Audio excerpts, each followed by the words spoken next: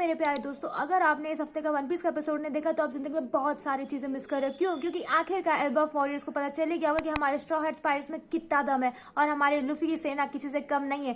तो इस हफ्ते का एपिसोड बहुत अच्छा था, तो हम टाइम नहीं वेस्ट करते और देखते कि इस एपिसोड में क्या दिखाया गया था। तो आखिरकार एपिसोड की शुरुआत होती है रोड, सांजी और जोरो के साथ।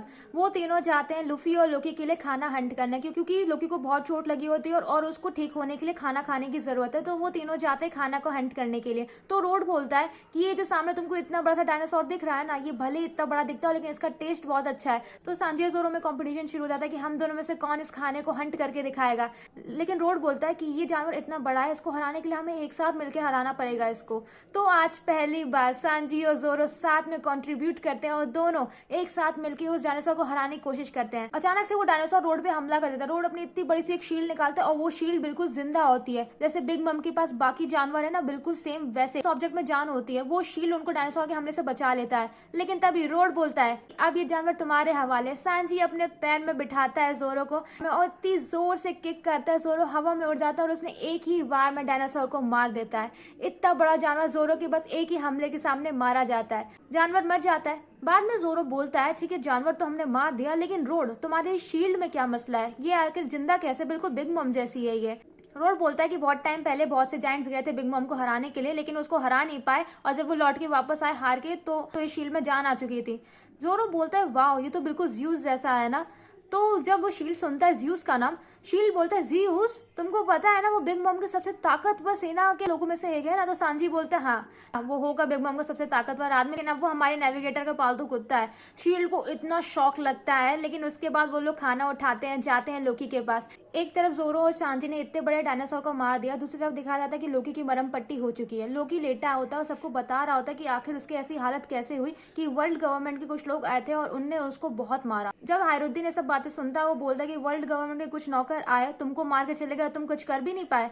लोकी को काफी ऑकवर्डनेस फील होती है, लेकिन वो कुछ कह नहीं पाता, उसको बहुत दर्द हो रहा होता है, वो धीरे धीरे करके सांस ले रहा होता है। लूफी बैठ के सब सुन रहा होता है। हायरुद्दीन बोलता है कि तुम जब बाहर फिर रहे थे ना एल्बा, लगता है तुमने बहुत दुश्मन बना लिए बाहर फिरते हुए। लोकी बोलता है मैंने आज से पहले ऐसे लोग को कभी बाहर नहीं देखा, नहीं तो अगर मुझे मिले होते तो मैं कब का किंग बन चुका होता।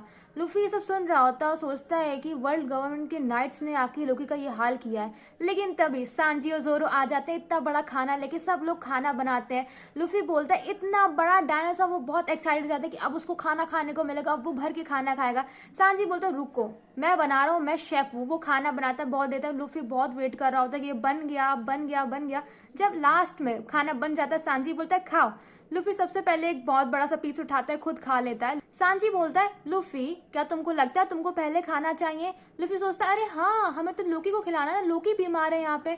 तो लूफी बेचारा अपने दिल की अच्छाई से एक बहुत बड़ा सा पीस उठाता है, क्योंकि लोकी एक जाइंट है, एक जाइंट सा पीस उठाता है और लोकी के मुंह में फेंक देता है। वो खाना अभी अभी बना होता है, बहुत गर्म होता है, वो एक तरफ से जल रहा होता है, लोकी के मुंह में पड़ता है। बेचारा लोकी पहले से पट्टी बांध के लेटा होता है, उसका मुंह जल जाता है। वो चिल्लाता है, कहता है हे मेरा मुंह जल रहा है, तुम मारोगे क्या मुझे? लूफी उसको सॉरी बोलता है। बेचारा लोकी खाना खाता है, लेकिन वो लेट के खा रहा था क्योंकि उसको बहुत पट्टियां बंदी होती है। लेटे लेटे खाने से खाना अटकने लगता है। लूफी देखता है ओ लोकी तो चोक हो रहा है। वो जाता है, बहुत बड़ा सा एक पैन उठाता है, इसमें गरम गरम सूप बन रहा होता है कि लोकी को अटके नहीं कि मैं उसको पानी पिला दूं, सूप पिला दूं। वो उठा के लाता है, वो इतना गर्म होता है, लूफी के हाथ जलने लगते हैं। वो बोलता है हे बहुत गर्म है गर्म है। लोकी देखता है कि अभी इसने मेरा मुंह जला दिया और अभी इतना बड़ा पैन लेके आ रहा है, इसमें इतना गर्म जूस और सूप भरा हुआ है। वो बोलता है हे दूर रहा मुझसे दूर रहा। लेकिन लूफी बहुत एक्साइटेड होता है, वो भागते हुए आता है, उसका पैर एक पत्थर से पड़ जाता है, पूरा जूस पूरा सूप लोकी के ऊपर गिर जाता है। लोकी का पूरा मुंह जल जाता है, वो बहुत तेज चिल्लाता है। लोकी बोलता है दूर ले जाओ इस इंसान को, लूफी को मुझसे दूर रखो, ये मुझे मार देगा। लूफी बोलता है तुम कितने कमजोर हो, लेकिन आखिर में लोकी उसको माफ करता है। सब लोग बैठ के खाना खा रहे होते हैं। तो सांजी बोलता है जोरो से कि आखिर इसने ऐसा किया क्या था कि सब लोग इससे इतनी नफरत करते हैं, सारे जायंट्स लोग इससे इतनी नफरत क्यों करते हैं? तो जोरो बोलता है पता नहीं, इसने बहुत सारे गलत काम किए हैं। तो अब ऐसे सोचा जाए तो मुझे लगता है कि जब इसने लूफी से वादा किया था कि ये रेड हेयर शैंक्स का हम लोकेशन बताएगा, तो मुझे लगता है वो वादा भी झूठा था। लोकी उनकी बातें सुन लेता है, बोलता है कि अनफॉर्चुनेटली मैं झूठ नहीं बोलता, और अगर तुमको रेड हेयर शैंक्स का पोजीशन जानना है तो मुझे पता है। तो लूफी उसको सुन रहा होता है कि लोकी बताए कि शैंक्स कहाँ है। तो जब लोकी उसको देखता है बोलता है तुमको देख के लगता है कि तुम सच में शैंक्स से मिलना चाहते हो। लूफी बोलता है हाँ मुझे मिलना है। तो लोकी बोलता है मैं समझ सकता हूँ, जब आप छोटे हो और आप किसी एक दूसरे पायरेट को देखते हो, आप उसकी इज्जत करते हो, आप बड़े हो के उनके ऐसा बनना चाहते हो, मैं तुमसे रिलेट कर सकता हूँ लूफी। लूफी बोलता है क्या तुम्हारे पास भी कोई ऐसा था जिसको तुम लुकअप करते थे? तो लोकी बोलता है हाँ था, बहुत समय पहले था। फिर हमें लोकी का पास दिखाया जाता है। लोकी तब एक छोटा सा बच्चा हुआ करता था। वो जाता है एक बार में, बोलता है कि हे मुझे अपने साथ लेके चलो। लेकिन वहाँ पे एक और पायलट होता है, उसकी तेज आंखें होती हैं। लेकिन वो लोकी को बोलता है नहीं, मैंने तुमको मना कर रखा है ना, तुम मेरे साथ नहीं जा सकते, मेरे पास तुम्हारे लिए जगह नहीं है। तो लोकी बोलता है अगर ऐसी बात है तो लड़ो मुझसे, मैं तुमको हरा दूंगा। फिर वो पायलट देखता है लोकी की तरफ, वो बोलता है ठीक है। लेकिन लोकी बहुत छोटा होता है और वो उस पायलट के सामने बिल्कुल भी टिक नहीं पाता और वो पायलट लोकी को बहुत बेरहमी से मारता है। लोकी गिरा होता है जमीन में, बच्चा होता है। लेकिन वो आदमी कहता है पायलट ठीक है, अब तुम अपनी पोजीशन को याद रखना। लोकी लेटा होता है, उसको जाते हुए देखता है। लेकिन तभी उस पायलट के साथ एक और पायलट होता है, उसका नाम होता है एडवर्ड न्यूगेट, यानी हमारा व्हाइट बियर्ड। व्हाइट बियर्ड का तो तुम्हें लगता है ना तुम्हें बच्चे पे तलवार नहीं उठानी चाहिए? तो वो पायलट बोलता है चुप हो जाओ न्यूगेट, मुझे पता है मुझे क्या करना है। और लोकी उनको जाते हुए देखता है, अपना हाथ बढ़ाता है, लेकिन नहीं, अब लोकी बड़ा हो चुका है।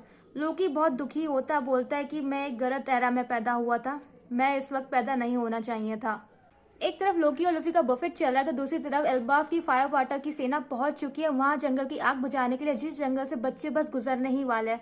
बच्चे अब भी सो रहे हैं और उनको जल्द से जल्द आग को बुझाना पड़ेगा, नहीं तो बच्चे मारे जाएंगे। दूसरी तरफ डोरी और ब्रोगी उन राक्षसों से लड़ रहे हैं जो राक्षस बच्चों के सपनों से निकला, यानी कि उनके सबसे खौफनाक चीजें जिनसे बच्चे बहुत डरते हैं। डोरी और ब्रोगी देखते कि सेना तो बढ़ती ही जा रही है, इतनी बड़ी सेना, वो लोग बारी बारी सबको मारते रहते हैं लेकिन वो कमी नहीं हो रहे हैं। तब लास्ट में दोनों डोरी और ब्रोगी कहते हैं कि अब हमें इन दोनों को एक साथ मार देना चाहिए। वो दोनों अपने अपने वेपन्स उठाते हैं, जोर से मारते हैं और सारे धीरे धीरे करके मर जाते हैं राक्षस। लेकिन राक्षस फिर भी बहुत सारे होते हैं क्योंकि वो बस बनते ही जा रहे हैं, बनते ही जा रहे हैं।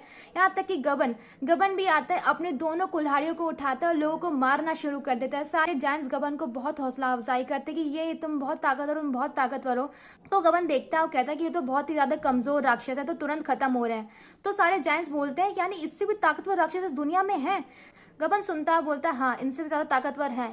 लेकिन उसका ध्यान कहीं और है क्योंकि गबन सुन रहा है, उसको 3 ऐसी आवाजें सुनाई दे रही हैं जो एल्बाफ की नहीं है। कौन है वो? ये वही वर्ल्ड गवर्नमेंट वाले नाइट है जिनको गबन सुन सकता है। गबन कहता है कि इनकी आवाज बहुत अनप्लीजेंट है और मुझे सही फीलिंग नहीं आ रही है।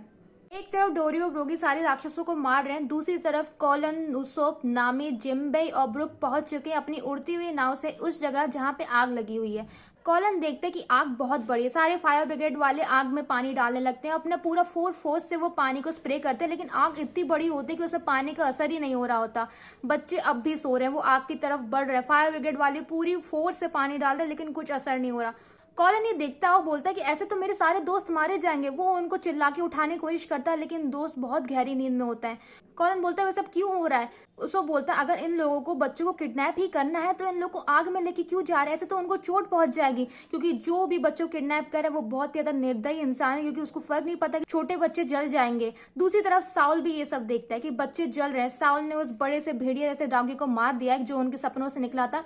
साउल देखता है लेकिन फिर भी बच्चे रुक नहीं रहे हैं, एरो आगे बढ़ता जा रहा है, बच्चे अब भी सो रहे हैं, बच्चे सोते ही जा रहे हैं, उनकी नींद नहीं खुल रही। साउल चिल्लाता है, उनको रोकने की कोशिश करता है, यहाँ तक कि डोरी और ब्रोगी भी उड़ के वहां तक आ गए हैं अपनी उड़ती हुई नाव में और देखते कि बच्चे जा रहे हैं। वो चिल्ला के बोलते हैं फायर ब्रिगेड वालों को प्लीज कुछ जल्दी करो, बच्चे वहां पे आ रहे हैं। लेकिन फायर ब्रिगेड वालों के सारा होश टूटने लगता है, पानी बहने लगता है, वो लोग इतनी फुल स्पीड में होते हैं कि पानी और तेज नहीं जा सकता। लेकिन वो लोग पूरी कोशिश करते हैं कि बच्चों को कैसे बचा लें। लेकिन इन सब के बीच में कुछ नहीं हो रहा, बच्चे चलते जा रहे हैं, सब सो रहे हैं, आसपास सबका हार्ट बीट बढ़ते जा रहा है। गबन परेशान है, डोरी ब्रोगी परेशान है, नामी परेशान, उसो परेशान, कॉलन परेशान, सॉल परेशान, यहाँ तक कि रॉबिन और चॉपर भी परेशान है। बच्चे नहीं रुके, फायर ब्रिगेड वालों को पसीना आ रहा है कि क्या करें, बच्चों को कैसे बचाना पड़ेगा। सब चिल्ला रहे हैं कि रुक जाओ बच्चे, रुक जाओ, कुछ तो हो प्लीज, भगवान कुछ हो जाए। आग बढ़ती ही जा रही है। लेकिन तभी अचानक से देखते हैं क्या कोई पानी को पकड़ता है। कौन? जिम्बे। कि जिम्बे जाता है पानी में, वो पानी को पकड़ता है, वो स्काई क्लाउड से पानी निकालता है, क्योंकि इसी तरह से फायर ब्रिगेड वाले भी क्लाउड से पानी निकाल के पानी मार रहे होते हैं आग में। जिम्बे पानी को उठाता है, अपना ताकतवर शोल्डर थ्रो करता है और इतनी बड़ी पानी की लहर आती है, सब आग बुझ जाती है। सब देखते रह जाते हैं कि इतनी तेज कहाँ से आया पानी, इतनी तेज लहर होती है, सब डूब जाते हैं, यहाँ तक कि फायर ब्रिगेड वाले लोग भी डूब जाते हैं। आग एक बार में बुझ जाती है क्योंकि पानी की इतनी बड़ी लहर आई होती है। आग बुझ जाती और बच्चे कंफर्टेबली उस जगह से निकल जाते हैं। सब लोग सेलिब्रेट करने लगते हैं। डोरी डोरी ब्रोगी सब चिल्लाने लगते हैं, साउल खुश हो जाता है, नीका रॉबिन खुश हो जाती है, चॉपर खुश हो जाते हैं, गबन खुश हो जाता है, यहाँ तक कि कॉलन खुश हो जाता है, नामी खुश हो जाती है, सब खुश होते हैं कि बच्चे बच गए। फायर ब्रिगेड वाली सांस में सांस लेते हैं, बच्चे बच चुके हैं, लेकिन अब भी वो सो रहे हैं, वो अब भी नींद में और अब भी अपनी जगह पे जाते जा रहे हैं, उनको जहाँ भी जाना है। लेकिन आखिरकार एट लास्ट बच्चे कम से कम जिंदा तो, इनको कोई चोट तो नहीं आई। सब लोग सोचते हैं कि ये तो फायर ब्रिगेड वालों ने किया। डोरी ब्रोगी बोलते हैं कि वेरी गुड फायर ब्रिगेड वालों, तुमने आखिरकार अपना कर्तव्य निभा ही लिया। लेकिन रॉबिन जब देखती है कि ये तो जिम्बे का टेक्निक है, तो चॉपर उससे बोलता है कि ये तो उसकी टेक्निक है ना, तो रॉबिन बोलती है हाँ जिम्बे है, कहीं आसपास ही है। उसोप और नामी जिम्बे को बहुत कॉन्ग्रेचुलेट करते हैं, जिम्बे को इतना शर्म आता है। कॉलन देखते कि आखिरकार ये होती है एक पायरेट की ताकत, ये है असली फ्रीडम फाइटर, असली फ्रीडम वाले लोग अपनी फ्रीडम को अच्छे से यूज कर रहे हैं। कॉलन बहुत ज्यादा इंप्रेस्ड होता है। कॉलन बोलता है तुम बहुत कूल हो जिम्बे। जिम्बे को बहुत शर्म आती है।